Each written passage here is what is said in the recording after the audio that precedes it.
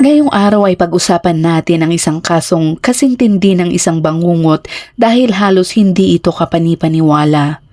Ito'y kwento ng isang amang nagkulong sa kanyang sariling anak na babae sa loob ng 24 na taon sa isang lihim at masikip na kulungan sa ilalim mismo ng kanilang tahanan. Sa loob ng dilim at kawalan ng sikat ng araw, paulit-ulit niya itong inabuso at inanakan ng 7 at ilan sa kanila ay itinago din sa basement at ang ilan naman ay pinalaki sa taas ng kanilang tahanan. Ngayong araw ay samahan niyo akong himay-himayin ang detalyadong kwento ni Elizabeth Fritzl. Ito'y kwento ng kalupitan, pagkakakulong, panlilinlang at higit sa lahat, katapangan at paglaya. At bago natin ito pag-usapan ay kung bago ka pa lamang dito sa aming channel ay huwag mong kalimutang i-click ang subscribe button at pindutin na rin ang notification bell para lagi kang updated sa mga kasong pinag-uusapan natin dito.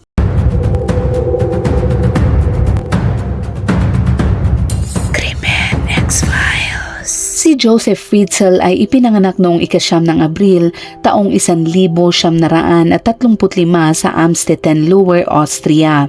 Siya ay nag-iisang anak ni Maria at Joseph Fritzl Sr.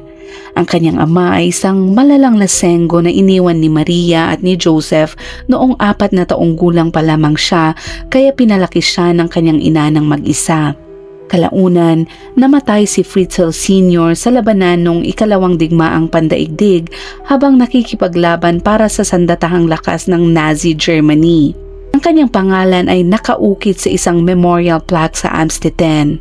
Noong 1956, ang 21 taong gulang na si Joseph Fritzl ay pinakasalan ang 17 taong gulang na si Rosemary. Sa panahong iyon, kilala si Joseph bilang isang respetadong electrical engineer. Ngunit noong 1967, mahigit 10 taon matapos siyang ikasal, nagsimulang lumabas ang kanyang lihis na pag-uugali. Pinasok ni Joseph ang bahay ng isang 24 na taong gulang na nurse at inabuso ito habang may hawak ito na kutsilyo. Siya ay inaresto at nagsilbi ng 12 buwan mula sa kanyang 18 buwang sentensya bago ito pinalaya. Nabanggit din ang pangalan ni Joseph bilang suspect sa tangkang pang-aabuso sa isang 21 taong gulang at may kasaysayan rin ito ng hindi maayos na paglalantad ng sarili. Sa kabila ng hatol at ng kanyang record, nagpatuloy pa rin ang pagsasama nina Joseph at Rosemary. Nagkaroon sila ng 7 anak, 3 lalaki at 4 na babae. Noong 1966, isinilang ang kanilang ika-4 na anak na si Elizabeth matapos ang 2 pang anak na babae at 1 lalaki. Ang pagkabata ni Elizabeth ay masasabi ng puno ng hirap. Ang pagiging mapanakit ni Joseph ay ramdam sa araw-araw nilang pamumuhay. Madalas silang magtalo ni Elizabeth at nauuwi ito sa pananakit. Hindi lang si Elizabeth ang nakaranas nito. Mapanakit si Joseph sa kanyang asawa at sa lahat ng kanyang mga anak. Ngunit si Elizabeth ang madalas mapagbuntunan dahil isa siya sa iilang may lakas ng loob na sumagot at lumaban sa kanyang otoritaryong ama. Bukod sa pisikal na pananakit, sinimulan din ni Joseph ang pang-aabusong sexual kay Elizabeth noong siya ay 11 taong gulang pa lamang. Matapos niyang matapos ang sapilitang edukasyon ng gobyerno sa edad na 15, nag-aral si Elizabeth upang maging waitress. Ngunit bago pa niya ito matapos, napagdesisyonan niyang sapat na ang lahat ng pang-aabusong nararanasan niya sa bahay. Kaya noong Enero 1983, tumakas siya kasama ang isang kaibigan mula sa trabaho patungong Vienna. Natagpuan siya ng mga pulis makalipas ang 3 linggo at ibinalik sa kanyang mga magulang. Pagbalik niya, ipinagpatuloy niya ang kursong kanyang kinuha at kalaunan ay inalok ng trabaho sa kalapit na lungsod ng Linz. Inakala ni Elizabeth na sa wakas ay magbabago na ang kanyang buhay. Sa kasamaang palad, kabaligtaran ang nangyari. Alam ni Joseph na malapit nang umalis si Elizabeth papuntang Linz at tuluyan na siyang mawawala sa kanyang kontrol. Panahon na para isakatuparan ang planong matagal na niyang pinaghahandaan. Kaya naman, noong ika-28 ng Agosto, 1984, ilang sandali matapos mag-18 si Elizabeth, inakit siya ni Joseph papunta sa basement ng kanilang bahay sa pagsisinungaling na kailangan niya ng tulong sa pagbubuhat ng isang pinto. Sa totoo lang ay sa loob ng 6 na taon, gumagawa na si Joseph ng sinasabi niyang isang underground fallout shelter. Sa panahong iyon, maaaring kahina-hinala ito para sa ilan, ngunit dahil mainit pa ang Cold War sa pagitan ng US at USSR at palaging may banta ng digmaang nuklear, hindi pangkaraniwan ang magpatayo ng ganitong uri ng silungan sa bahay. Ngunit hindi talaga fallout shelter ang ginagawa ni Joseph. Isa lamang itong kwento dahil noong gabing iyon ng Agosto, malalaman ni Elizabeth ang tunay na layunin ng kanyang ama habang tinutulungan niya itong ikabit ang huling pinto ng lugar. Hinawakan niya ang pinto habang sinusubukan itong ikandado ni Joseph. Ilang sandali pa, bigla niya itong isinara sa mukha ni Elizabeth at dahilan para siya ay matumba papasok sa silungan o mas tama ay sa kulungan. Tumakbo si Joseph dala ang isang tuwalya na may kemikal, tinakpan ang bibig ni Elizabeth at hinintay siyang mawalan ng malay. Ito ang simula ng kanyang bagong buhay. Isang buhay na hiwalay sa lipunan.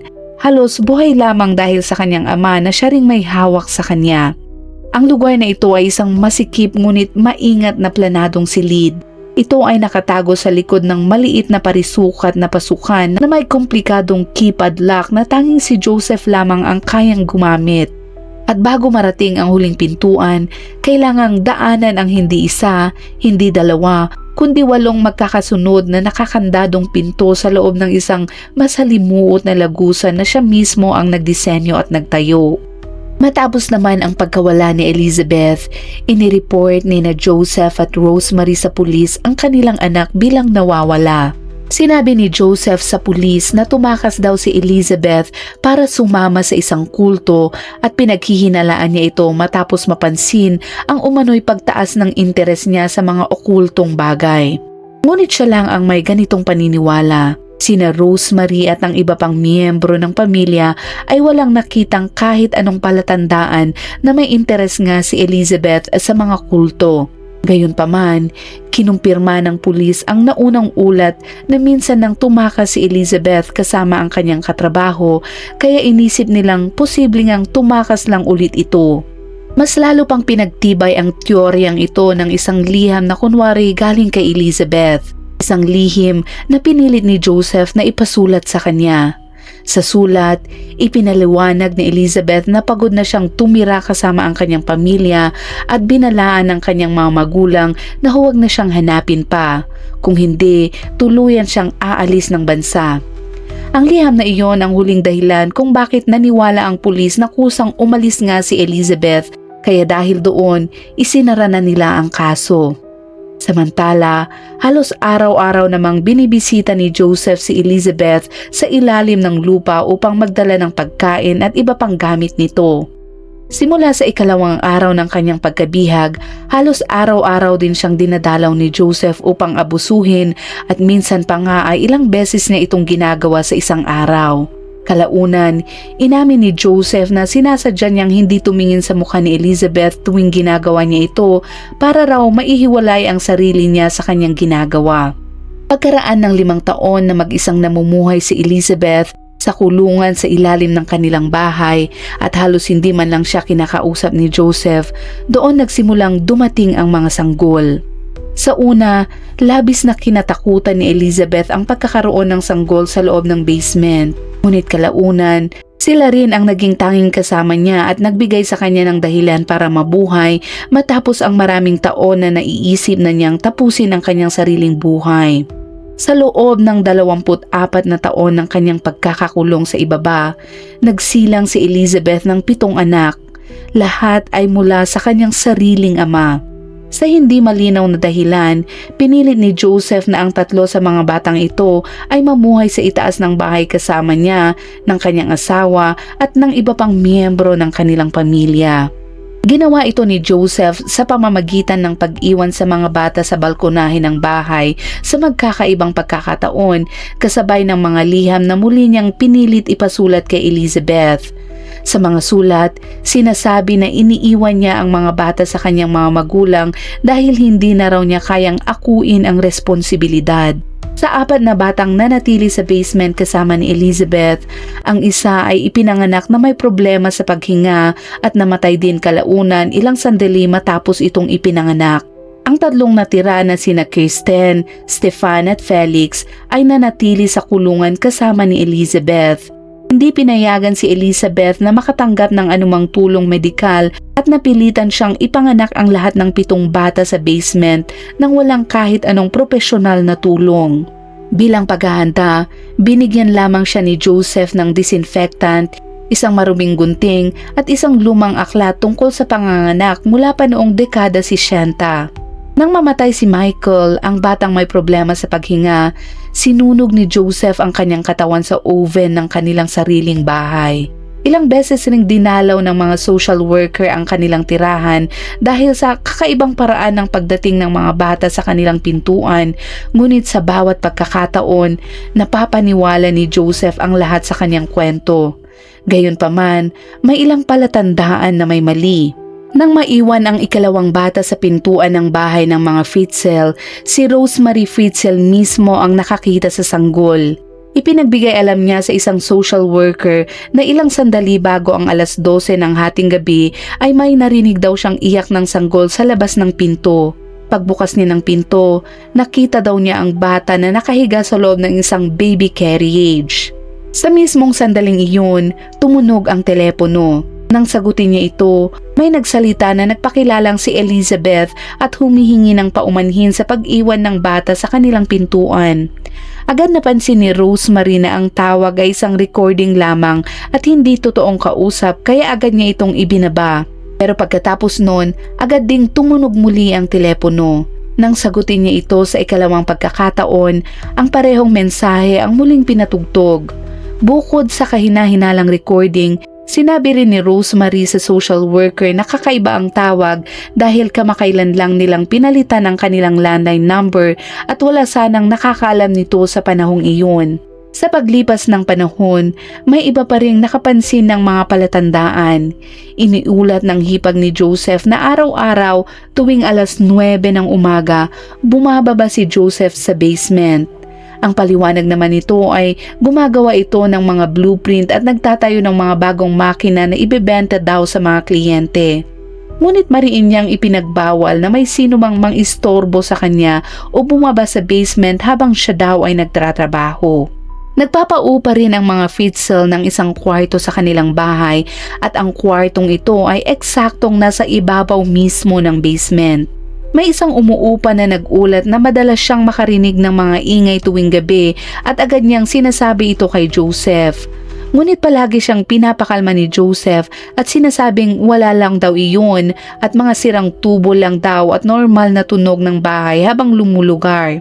Isa pang umuupa na naninirahan doon sa loob ng 4 na taon ang nagsabi na ang kanyang aso ay bigla na lang nagiging alerto sa kalagitnaan ng gabi at sumisinghot at umuungol na parang may nararamdaman ito.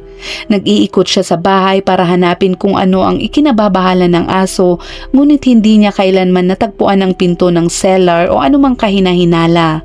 Gayunpaman, ni ang kanyang asawa, ni ang kanyang pamilya, ni ang napakaraming umuupa sa bahay sa paglipas ng mga taon ay hindi kailanman nagkaroon ng sapat na hinala upang i-report ang kakaibang kilos ni Joseph. Kahit pa mas lalo siyang gumugugol ng oras sa basement, namumuhay na hiwalay sa kanyang asawa sa loob ng bahay at madalas pang magpalipas ng gabi sa ilalim ng lupa, na ang kanyang paliwanag ay wala daw siya dahil nasa business trip daw ito, wala pa ring nag-ulat. Napansin din ng mga umuupa na madalas siyang magbaba ng mga supot ng grocery, mga materyales sa pagtatayo, appliances at kasangkapan sa basement, ngunit hindi pa rin ito naging sapat upang magdulot ng seryosong hinala.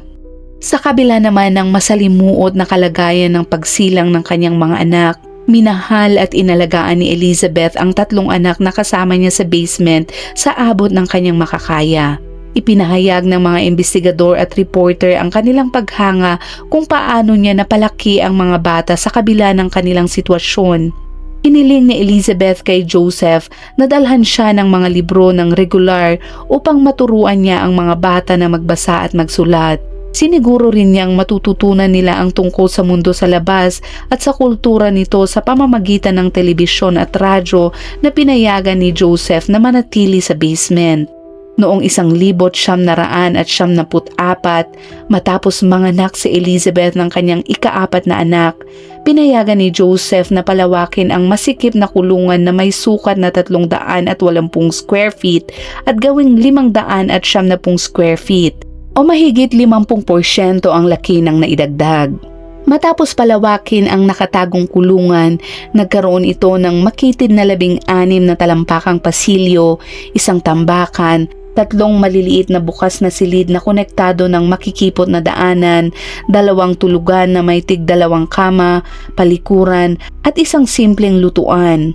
Napakababa ng kisame at umaabot lamang ito ng humigit kumulang 5 talampakan at 6 na pulgada sa isang bahagi at 6 na talampakan naman sa pinakamataas na punto. Dahil dito, nagkaroon ng problema sa paglalakad si Stefan na kalaunan ay umabot sa taas ng 5 talampakan at 8 pulgada dahil halos palagi niyang kailangang yumuko habang naglalakad. Upang naman maisagawa ang pagpapalawak, pinilit ni Joseph ang pamilyang nasa ilalim ng lupa na hukayin ang mga pader gamit lamang ang kanilang mga kamay. Binalaan niya sila na kapag hinawakan nila ang loob ng pintuan ng cellar ng kanyang dinadaanan ay makukuryente raw sila at kapag sinubukan nilang tumakas ay agad silang mapupuno ng gas. Kalaunan, kinumpirma ng pulis na walang linya ng gas sa basement at malamang ay pananakot lamang iyon ni Joseph sa kanila. Ngunit pinarusahan pa rin ni Joseph sina Elizabeth kahit sa pinakamaliliit na pagsusuway. Bukod sa paulit-ulit na pisikal at sexual na pang-aabuso, pinaparusahan din niya sila sa pamamagitan ng pagpatay sa lahat ng kuryente sa basement o kaya hindi pagdadala ng pagkain at tubig. Dahil dito, napipilitang mabuhay si Elizabeth at kalaunan ang kanyang mga anak ng gutom, uhaw at lubos na kadiliman sa loob ng ilang araw.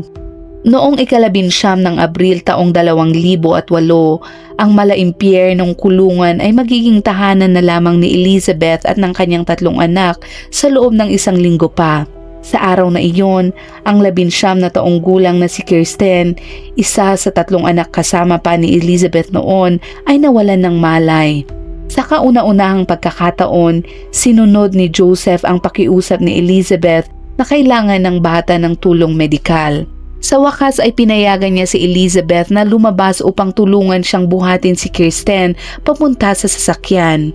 Ito ang kauna-unahang pagkakataon na nasilayan ni Elizabeth ang mundo sa labas matapos ang 24 na taon. Nang mailagay na si Kirsten sa kotse, ikinulong muli ni Joseph si Elizabeth kasama ang iba pang mga bata sa kulungan at saka nagtungo ito sa pinakamalapit na ospital. Pagdating sa ospital, agad na bahala ang mga doktor dahil ang balat ni Kirsten ay sobrang putla at halos para na itong multo. Sa sobrang kaputian nito, kitang-kita ang kanyang mga sugat at may ilan pang nagsabing halos parang transparent na ang kanyang balat.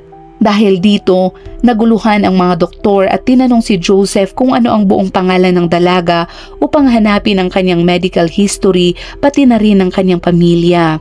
Ngunit laking gulat nila nang wala silang makitang kahit anong record ng bata. Walang lumalabas na pangalan ni Kirsten sa database na parang ngayon lang siya lumabas sa mundo. Matapos naman ang pagsusuri, natuklasan ng mga doktor na nasa malubhang kalagayan si Kirsten. Siya ay may malalang problema sa bato na nagbabanta sa kanyang buhay, bukod pa sa iba pang seryosong kondisyon na dulot ng matinding kakulangan ng bitamina na nanggagaling sa araw. Dahil sa matinding kaba, sinabi ni Joseph sa mga doktor na si Kirsten ay isa sa kanyang mga apo. Nang malaman ng mga doktor na mas bata pa pala ang edad niya kaysa sa una nilang inakala, lalo silang nabahala. Ipinilit nilang kailangang makausap ang ina ng dalaga upang malaman kung ano talaga ang nangyayari. Habang tumatagal, lalo ring nagiging kahina-hinala at nakakainis si Joseph dahil halos lahat ng mahalagang tanong ay ayaw niya itong sagutin o kaya naman ay iniiwasan niya ito. Habang lumalalim ang hinala sa kwento ni Joseph, nagpasya ang mga doktor na ipaalam ito sa pulis noong ika-21 ng Abril. Sa pagtatangkang makontak si Elizabeth, naglabas ang pulis ng isang pampublikong panawagan upang siya ay lumantad at magbigay ng medical history ni Kirsten.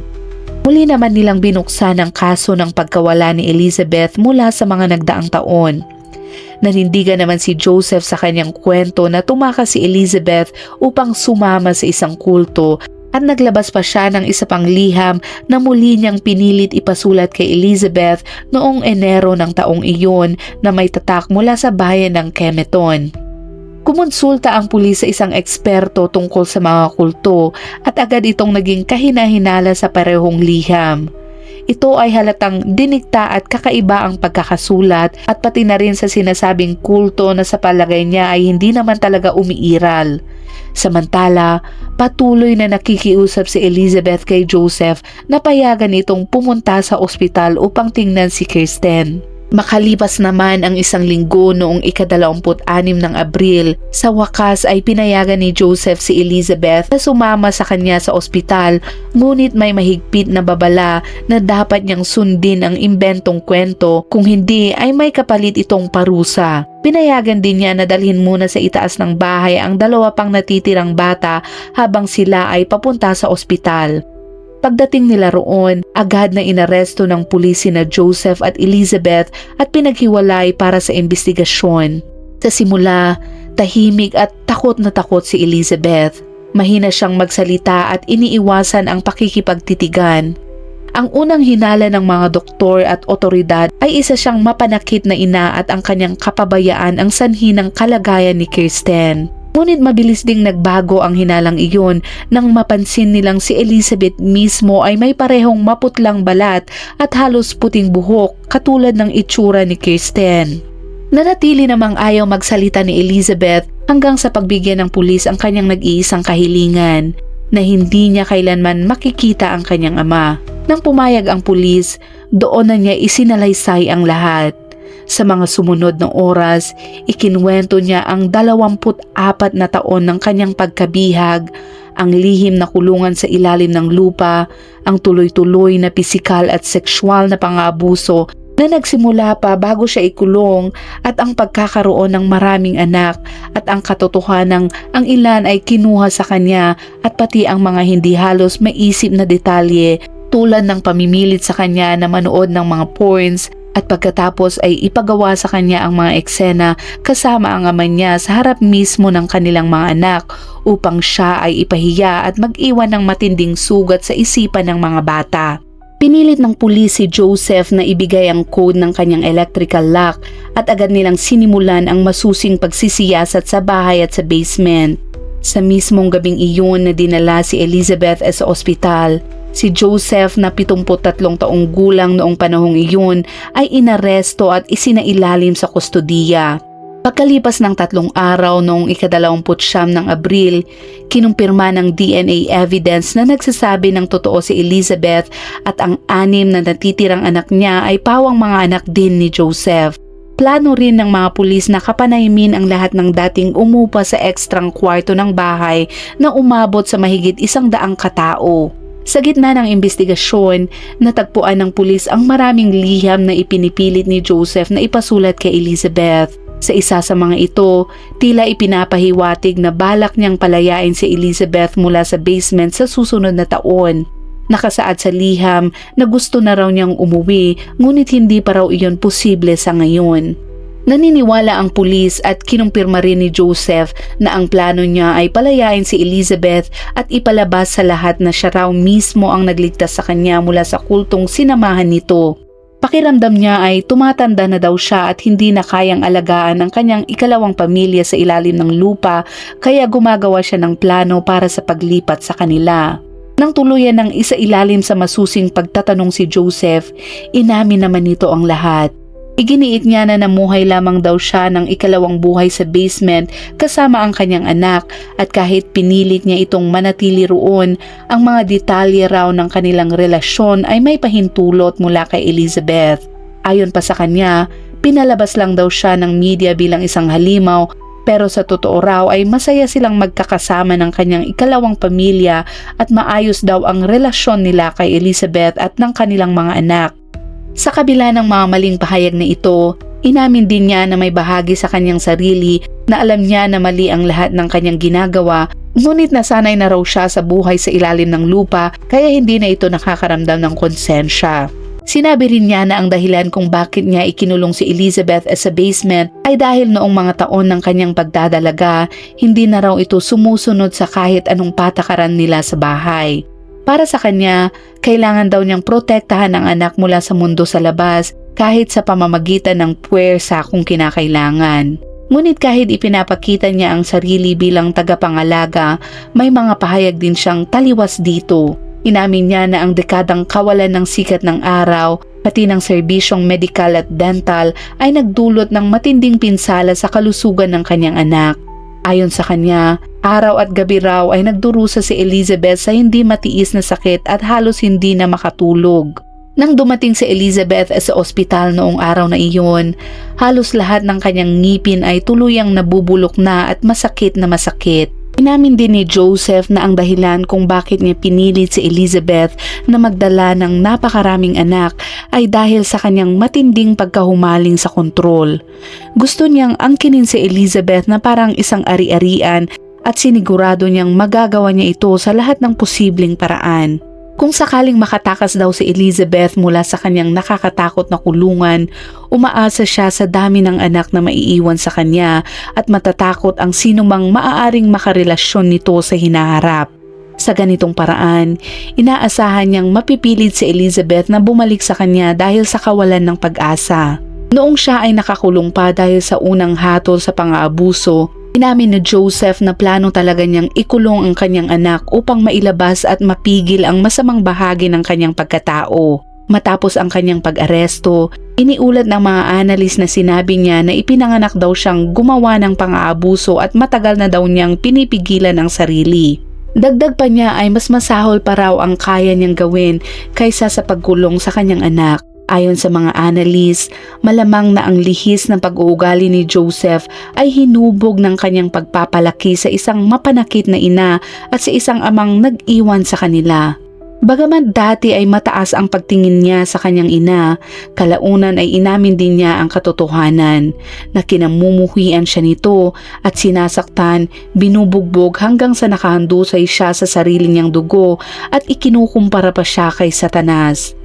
Sa kabila ng takot niya sa kanyang ina, pinatira pa rin niya ito sa bahay nila ni Rosemary noong 1959. Ngunit sa panahong iyon, nagbago ang sitwasyon at ang kanyang ina naman ang araw-araw na nakaranas ng mapanakit na ugali ni Joseph. Nauwi ito sa pagkulong niya sa kanyang ina sa attic at sa pagsasabi sa mga tao na ito ay patay na hanggang sa tuluyan na nga itong mamatay doon. Naniniwala ngayon ang mga pulis na maaaring ikinulong din ni Joseph ang kanyang sariling ina sa loob ng humigit kumulang 20 taon bago ito namatay sa ilalim ng kanyang kontrol. Bilang pagtupad sa kasunduang hindi na muling makikita ni Elizabeth ang kanyang ama, nagbigay siya ng testimonya sa pamamagitan ng video na isinumite sa mga Austrian prosecutor at mga investigador noong Hulyo taong 2008. Kalaunan ng buwang iyon, nagsimula ang paglilitis kay Joseph. Hinarap niya ang 10 taong parusa para sa kasong pagkamatay ni Michael, ang sanggol na namatay ilang sandali matapos ipanganak, at hanggang 20 taon naman para sa mga kasong pang-aabuso, incest, pagdukot, iligal na pagkukulong at pang-aalipin. Sa unang araw ng paglilitis, umamin si Joseph sa lahat ng kaso maliban sa kasong pagkamatay ni Michael at sa matinding pananakit na may kaugnayan sa pananakot na patayin niya ang kanyang mga bihag kung hindi sila susunod.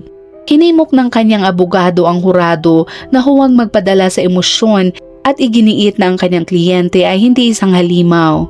Bilang depensa, binanggit pa niya na nagdadala raw si Joseph ng Christmas tree pababa sa basement tuwing Kapaskuhan para sa kanyang mga bihag. Iginiit ng prosekusyon na hatulan siya ng habang buhay na pagkakakulong sa isang institusyon para sa mga kriminal na may matinding problema sa pag-iisip. Ipinakita ng isang saksi gamit ang mga marka sa pader kung gaano kababa ang kisame ng kulungang iyon at kung gaano ito kabasa at puno ng amag. Nagpasa-pasa rin sila ng mga gamit mula sa basement na may mabahong amoy, dahilan para mapaatras ang mga hurado dahil sa baho. Halos 11 oras na video testimony ni Elizabeth ang pinanood ng mga hurado. Hinati sa tig-2 oras na sesyon dahil sobrang bigat at nakakatakot ng mga detalye at hindi nila ito kayang panoorin ng mas mahaba pa sa 2 oras sa isang upuan. Nagbigay rin ng testimonya ang kapatid ni Elizabeth tungkol sa pang-aabuso ni Joseph, ngunit tumanggi namang tumistigo ang asawa nitong si Rosemary at ang iba pang mga anak mula sa basement. Dumalo si Elizabeth sa ikalawang araw ng paglilitis. Sa katunayan, noong unang araw ay naroon na siya sa korte ngunit nakadisguise bilang paghahanda raw sa librong balak niyang isulat tungkol sa kanyang pinagdaanan. Ngunit sa ikalawang araw ng paglilitis, napansin ni Joseph na naroon si Elizabeth. Nagtagpo ang kanilang mga mata, namutla si Joseph at tuluyan siyang bumigay. Kinabukasan, agad siyang lumapit sa hukom at binago ang kanyang plea. Sa wakas ay umamin din ito sa lahat ng krimeng kanyang ginawa. Siya ay hinatulan ng habang buhay na pagkakakulong na may posibilidad na maka-apply ng parol matapos ang 15 taon. Tinanggap niya ang hatol at sinabi niyang hindi na siya mag-aapela. Matapos naman ang paglilitis, binigyan si Elizabeth at ang kanyang 6 na anak ng bagong pagkakakilanlan at bagong tirahan kung saan maaari nilang maranasan ang kalayaan habang pinapanatili ang kanilang privacy. Lahat ng 6 na bata ay nangangailangan ng tuloy-tuloy na therapy. Ang mga batang lumaki sa itaas ng bahay ay nagkaroon ng trauma hindi lamang dahil sa pang-aabuso ni Joseph, kundi pati sa pagkatuklas na nagsinungaling siya tungkol sa kanilang ina at pinalabas na iniwan daw sila nito. Samantala, ang mga bata namang lumaki sa basement ay hinarap ang matinding trauma dahil sa kakulangan ng normal na paglaki, sariwang hangin at sikat ng araw, pati na rin ang matinding mental, pisikal at sexual na pang-aabuso na naranasan o nasaksihan nila kay Joseph. Bukod dito, posibleng humarap ang lahat ng 6 na bata sa mga problemang genetiko na maaaring taglayin ng mga batang isinilang mula sa isang relasyon na bawal sa batas. Pinapayagan ni Elizabeth ang 3 sa kanyang mga anak na lumaki sa bahay ni na Joseph at Rosemary na regular na bumisita sa kanilang lola. Ayon sa mga ulat, matagal ding napalayo si Elizabeth sa kanyang ina dahil naniwala siya sa kwento ng kanyang ama tungkol sa kinaroroonan nito at hindi niya ito kinwestiyon. Gayunpaman, sa paglipas ng panahon, napatawad niya ang kanyang ina at ngayon ay maayos at matibay na ang kanilang relasyon. Noong taong 2013, sinimulan ang pagbuhos ng semento sa basement ng lumang bahay ng mga Fritzl. Pagkaraan ng 3 taon, naibenta ang bahay sa mga bagong may-ari na ginawang mga apartment ang gusali.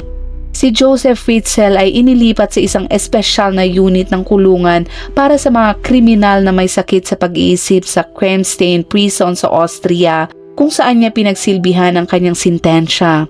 Noong buwan ng Mayo taong 2017, pinalitan ni Joseph Fritzl ang kanyang pangalan bilang Josef Merhoff.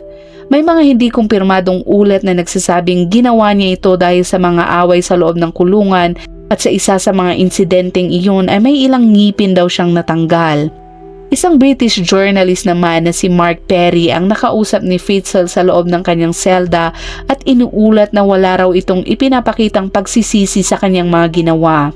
Sinipi niya si Joseph na nagsabing tingnan daw ang mga basement ng ibang tao at baka may makita ring ibang pamilya at mga babae roon. Noong buwan ng Abril taong 2019, iniulat na humihina na ang kalusugan ni Joseph. Siya ay may demensya at sinasabing ayaw na raw niyang mabuhay. Ayon pa sa mga ulat, siya ay tahimik at umiiwas na sa ibang preso at ganoon din naman ang pakikitungo sa kanya ng iba dahil siya ay itinuturing na pinakakilalang kriminal sa Austria. Noong taong 2021, iniutos naman ng isang regional court na ilipat ang 87 taong gulang na si Fritzl sa isang alternatibong kulungan. Ibig sabihin ay ilalabas siya mula sa isang psychiatric prison at ililipat ito sa isang regular na piitan. Ang desisyong ito ay ibinatay sa isang psychiatric report na nagsasabing hindi na raw siya nagdudulot ng panganib. Gayunpaman, pinawalang bisa ito ng isang mas mataas na regional court sa Vienna. Ayon sa kanila ay walang sapat at kapanipaniwalang ebidensya na hindi na mapanganib si Fritzl kaya dapat siyang manatili sa isang mahigpit na psychiatric facility. Kung nailipat sana si Fritzl mula sa psychiatric prison, maaari na sana siyang mag-apply para sa parole matapos makapagsilbi ng 15 taon na nakaschedule sana sa taong 2023. At dyan na nga nagtatapos ang kasong tinalakay natin ngayon. Isang kasong puno ng takot, kalupitan, panlilinlang at kawalan ng katarungan, ngunit higit sa lahat, ito ay isang kwento ng katapangan, tibay ng loob at paglaban sa kasamaan. Naway sa kwentong ito ay natutunan natin ang kahalagahan ng tapang, katatagan at pananampalataya sa sariling lakas, kundi pati na rin ang kahalagahan ng pagbabantay at pakikialam sa kapwa. Kahit sa harap ng matinding pang-aabuso, panlilinlang at kawalang pag-asa, may posibilidad pa rin ng kalayaan, hustisya at pagbangon. At gaya ng dati ay kung umabot ka sa dulo ng videong ito, ay i-comment mo naman ang iyong saloobin at kung anong oras at saan mo ito napanood para naman alam namin kung saan umabot ang videong ito.